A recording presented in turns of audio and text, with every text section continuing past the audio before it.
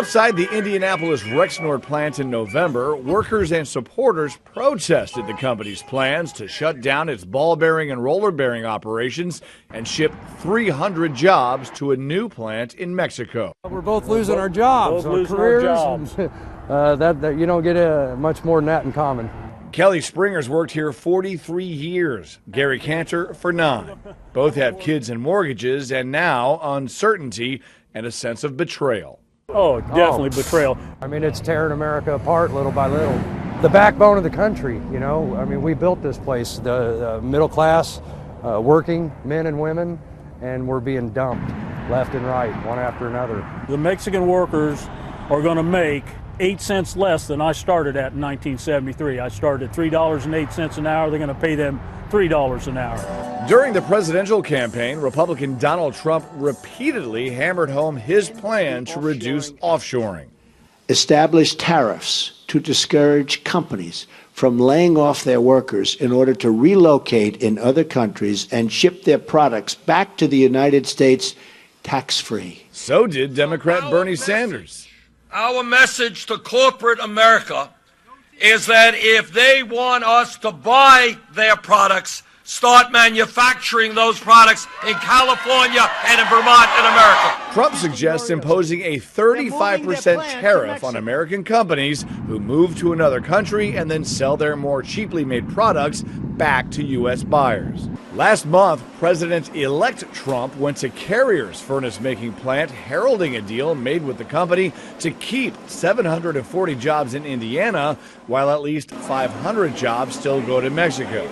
That involved promising Carrier corporate tax reductions and millions of dollars in state tax breaks. Companies are not going to leave the United States anymore without consequences. Not going to happen. Earlier this year, Nabisco transferred 600 Oreo cookie-making jobs from Chicago to Mexico, triggering protests.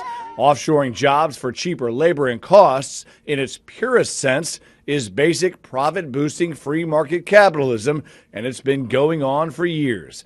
The Labor Department reports since the year 2000, the U.S. has lost 5 million manufacturing jobs, although partly due to automation. We need our companies to understand that it's in their economic benefit to stay in the States. Indiana Senator Joe Donnelly, a Democrat, is hopeful there can be bipartisan cooperation in the new Trump administration to get an End Offshoring Act passed in Congress. This is not Democrat or Republican.